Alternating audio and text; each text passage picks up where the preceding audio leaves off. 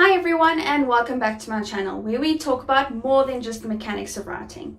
Today we are talking all about settings. Settings great and small, natural, man-made and everything in between.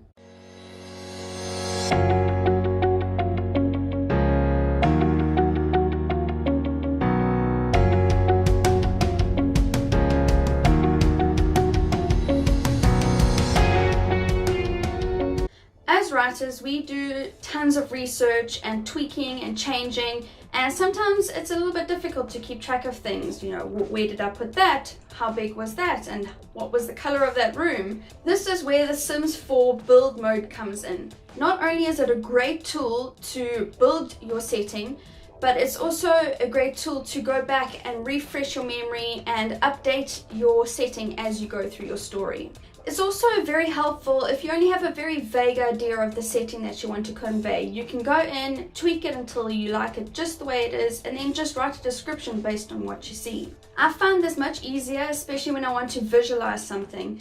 Personally, I find it easier to convey things with non-verbal methods rather than verbal methods. So if you're having trouble quantifying your setting or your description, you can just create it and then describe it. Lastly, and probably most importantly for those of you who are wanting to self-publish, you can export screenshots and videos to use in book trailers, for artwork, even your cover if you really want to, and you can tweak them and change them in Photoshop. With that all being said, let's jump into some screen capture and I'll walk you through what I have to show you.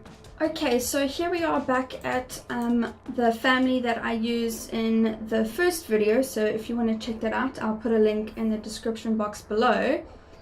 But let's just quickly go into build mode, which is in the top right hand corner. Okay, so we're in build mode here. I'm going to just zoom out a bit so you can see the entire lot. You might be able to find a lot that you can fit everything you need to into one lot, but you can use multiple lots, or maybe just size stuff down to fit into the lot. But I think I'm going to start just with kind of the easy versions of doing something. So in The Sims 4 you have pre-made rooms.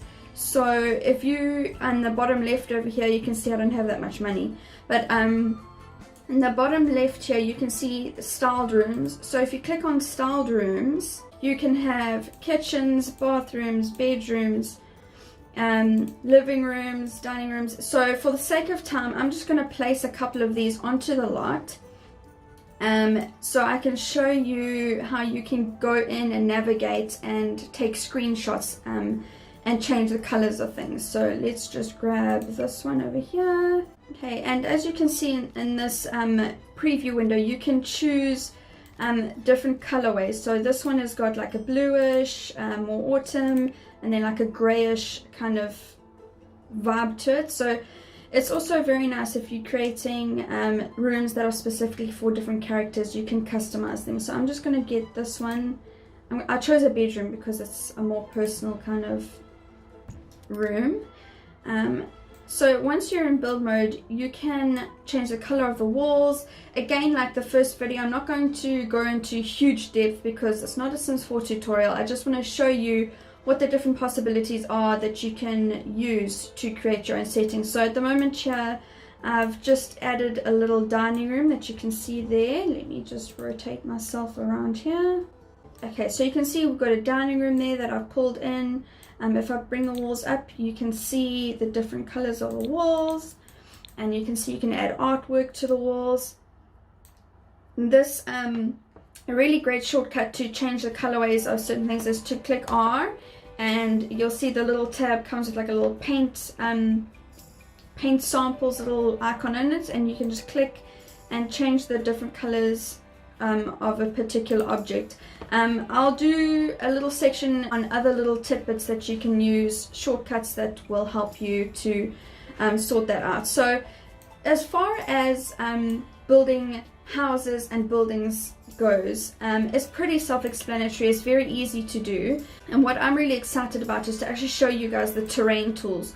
So terrain tools, if you go back down to the bottom left hand corner, there's a little like a molehill with like a little spade in it, and you'll see there terrain tools.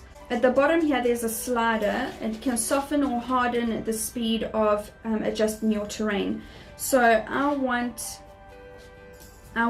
to go here, terrain manipulation, so I click on the little spade, and I want to raise the terrain. So you can go in a circle or in a square, so you can see that's quite fast, so it's raised it a lot.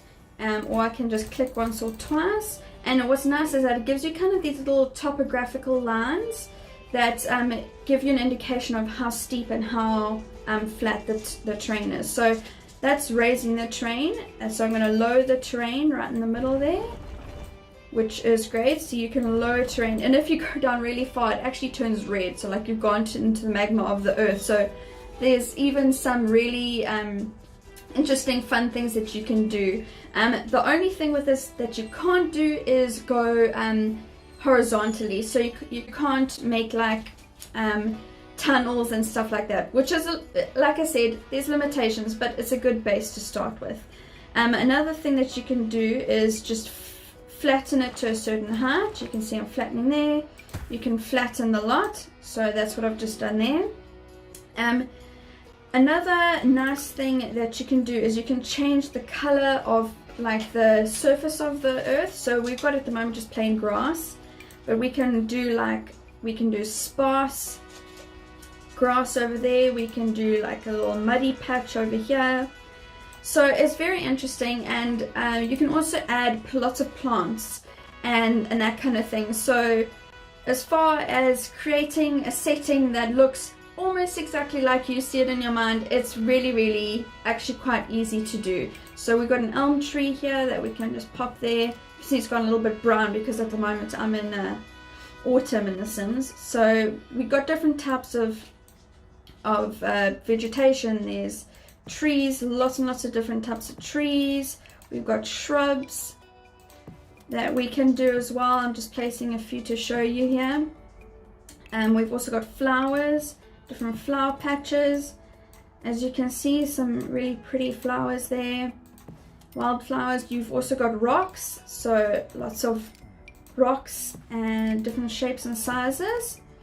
And also when you are in build mode for a house, if you look at the outdoors section, they've also got little planters and seeds, and there's a little scarecrow. Let's place him there like that.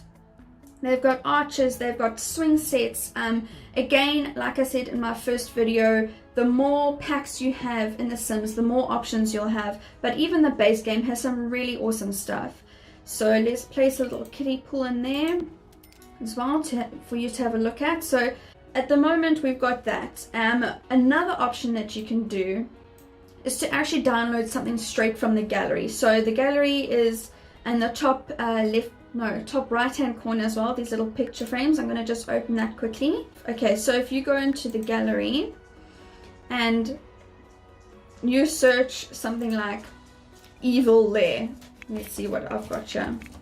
So you can look at different lots. Let's have a look at this first one. It looks quite interesting. Okay, so this is kind of like it looks kind of like a mad scientist lair that you can do. And one that I saw the other day that was really cool, I want to show you guys as like an underground lair. So if you go, oh, underground house. Okay, so let's look at this one over here.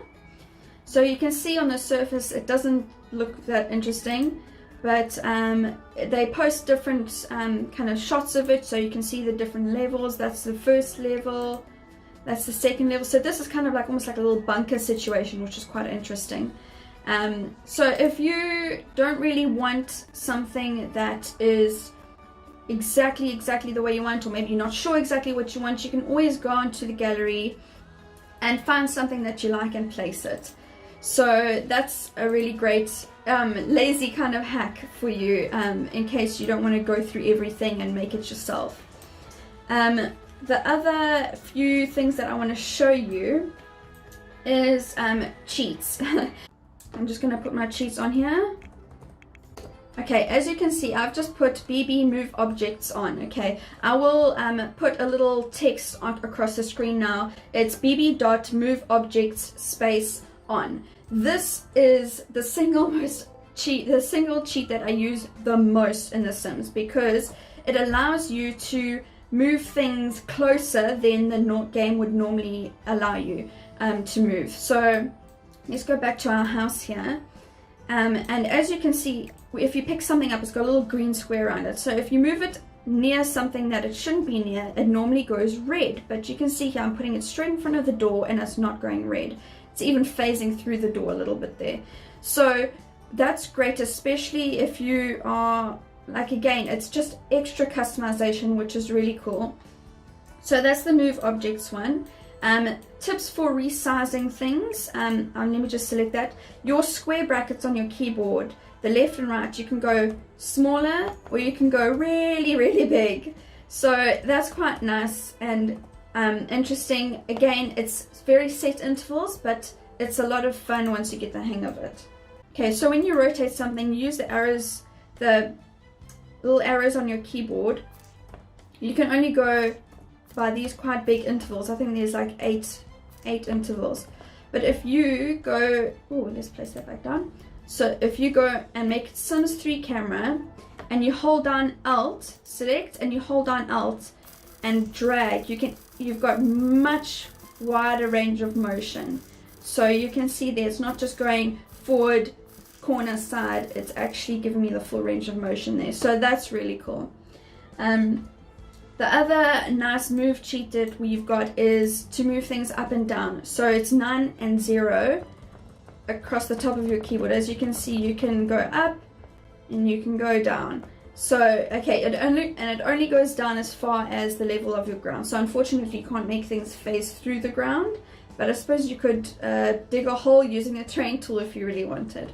So that goes up and that goes down.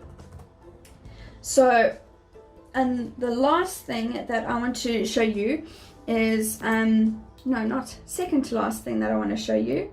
Let's go back to Sims 4 camera, is screen capture. So for the Sims 4, all you have to do is click C and it captures your screen.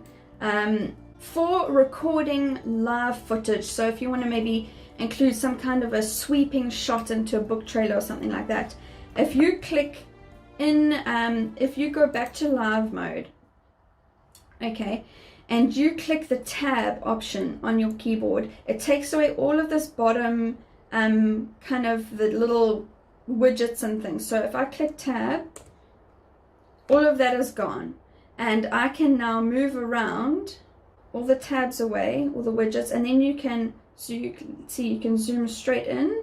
Oh, I've gone too far up again. Oh, there we go. So I can zoom in and zoom out, and I can pan around as well, which is really cool. And it's a much smoother, more kind of all-encompassing camera angle that you can use if you're wanting to record your screen and include it in a trailer or something like that.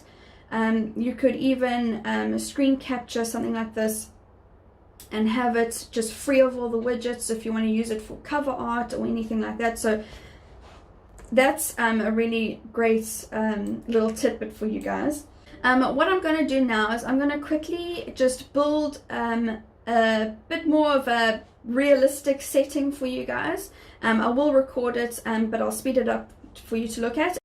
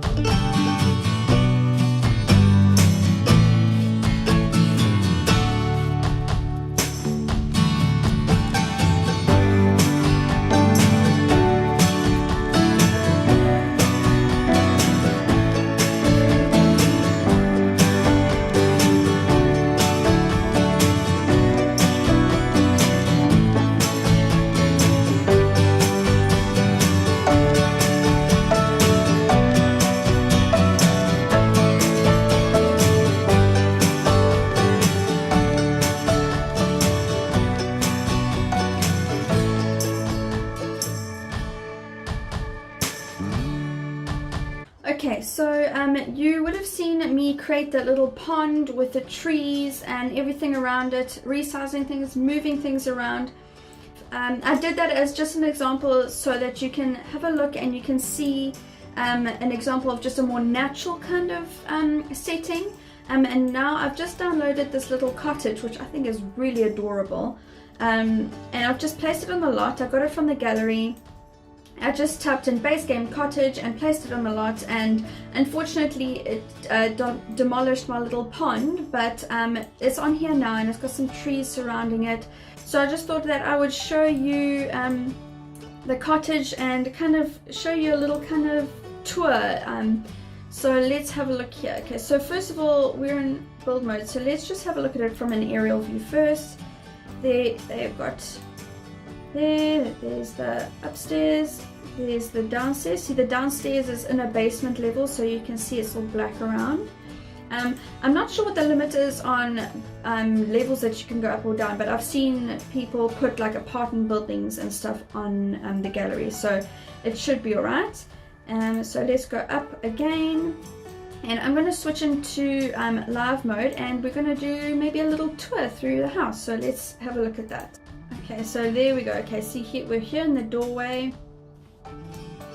It's going to be a little bit more difficult. So you can see, you can set up some really nice little captures. You can see with our man Davin over there, he's playing on his phone, and you can go forward here and you can see the inside. There's beautiful stone walls. Let's just rotate around here. You can see the kitchen.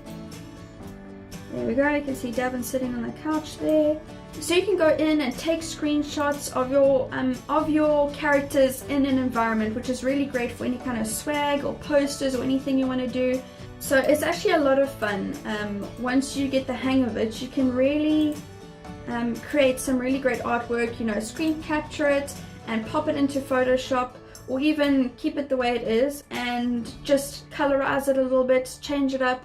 So yeah, that's all for settings. I hope you enjoyed this. I hope it was informative, and I'll see you back here next time.